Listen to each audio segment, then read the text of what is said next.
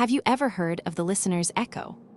It's a cursed audio file that supposedly surfaces on forgotten devices. The legend says if you play it, you'll hear only a faint whisper and a slow, rhythmic scratching. I found the file last night, and of course, I listened.